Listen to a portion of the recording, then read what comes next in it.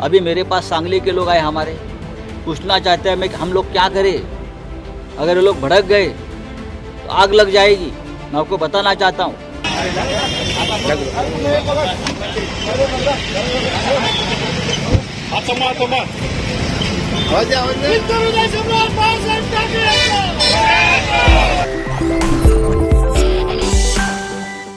नमस्कार, मैं हूं आपके साथ स्वाति सिंह और आप देख रहे हैं दी कंटाप।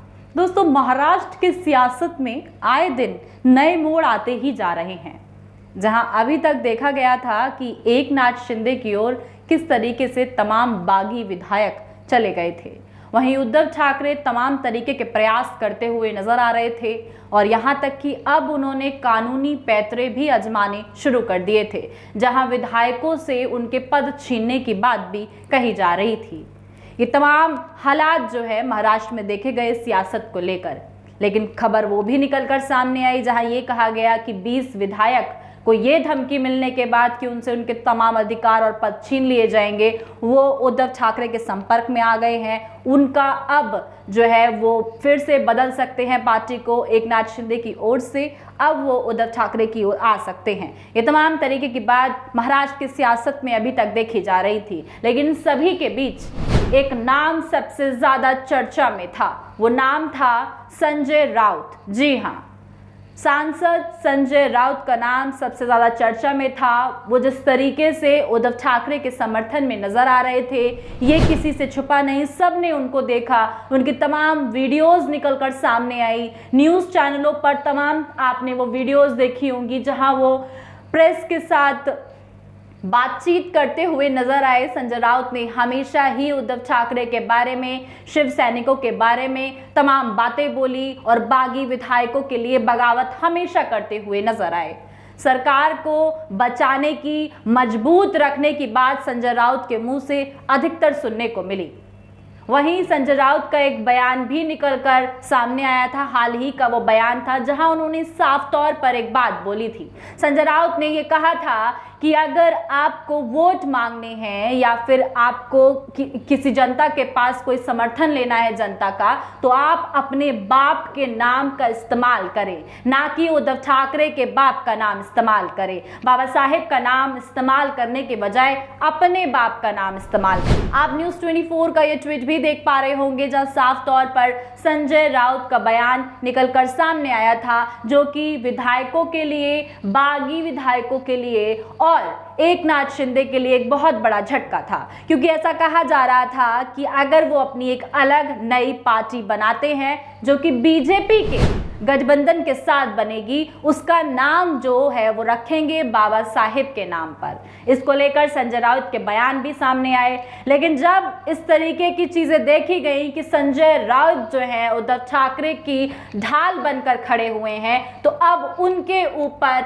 वार कर दिया गया है। जी हाँ, संजय राउत के ऊपर भी अब किस तरीके के पैंतरे उनको खामोश करने के लिए, डराने के लिए, रास्ते से हटाने के लिए किए जा रहे हैं, और वही डंडा इस्तेमाल किया जा रहा है जो अधिकतर सभी को रास्ते से हटाने के लिए चलाया जाता है। वो डंडा है ईडी का डंडा। जी हाँ, अब संजय राउत के ऊपर भी ईडी की जांच बैठा दी गई है और उनसे कल पूछताछ भी की जाएगी। एक जमीन घोटाले में संजय राउत के ऊपर ईडी की जांच बैठा दी गई है। ये खबर बहुत तेजी से वायरल हो रही है। ये ब्रेकिंग न्यूज़ जब निकलकर सामने आई तो एक तस्वीर, एक धुंधली तस्वीर क्लियर हो गई। जी दोस्तों, और आप भी सोच पा रहे होंगे कि ये कैसी राजनीति है।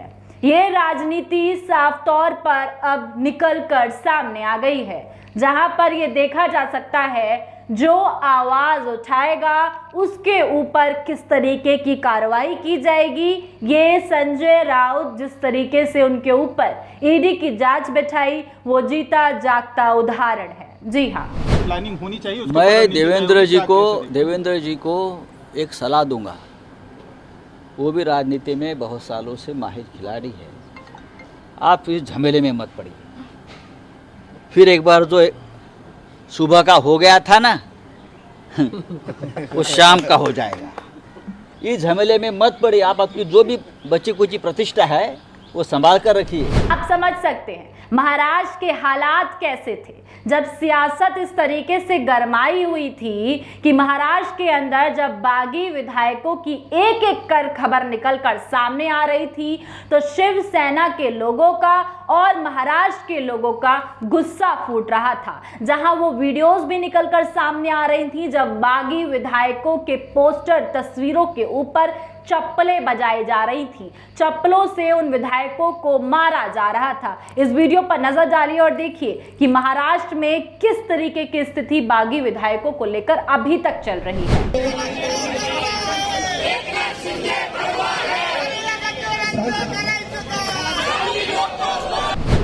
देखा आपने, यही हाल नहीं है। आपको बता दें कि एकनाथ शिंदे के पुतले को भी महाराष्ट्र के लोगों द्वारा जलाया गया। गुस्सा जिस तरीके के महाराष्ट्र के लोगों का एकनाथ शिंदे के ऊपर और बागी विधायकों के ऊपर फूट रहा है, दिन पर दिन वो बढ़ता जा रहा है। आप साफ तौर पर इन तस्वीरों के द्वारा देख पाएंगे। एक नजर इस वीडियो पर डालिए और देखिए कि एकनाथ शिंदे के पुतले को किस तरीके से लोगों के गुस्से का सामना करना पड़ा।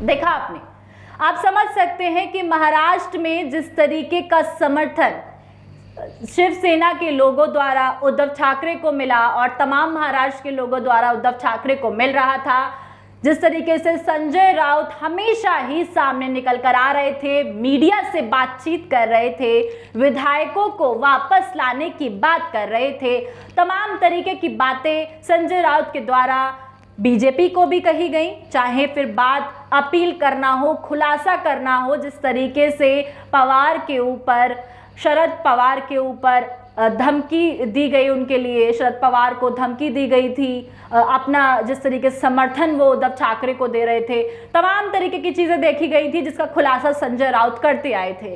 अब जिस तरीके से संजय राउत को ही निशाना बना लिया गया ईडी की जांच का सहारा लेके। जी हाँ, आप साफ तौर पर स्क्रीन पर इस खबर को देख पा रहे होंगे कि ईडी की जांच जमीन घोटाले में संजय राउत के ऊपर बैठा दी गई है, जो कि तमाम सवाल खड़े कर रही है। और सबसे बड़ा और महत्वपूर्ण सवाल जो खड़ा होता है वो यही सवाल खड़ा होता है कि बीजेपी अपने आगे किसी को टिकने नहीं देती और अपनी पावर का किस तरीके से इस्तेमाल करती हुई नजर आ रही है, दिन पर दिन नजर आ रही है। चाहे बात राहुल गांधी के ऊपर ईडी की जांच हो या फिर अब संजय राउत और संजय राउत से पहले तमाम ऐसे नेता रहे हैं, शिवसेना के मंत्री रहे हैं, यहाँ तक कि खुद संजय राउत के करीबी लोगों के ऊपर भी ईडी की जांच बैठा दी गई।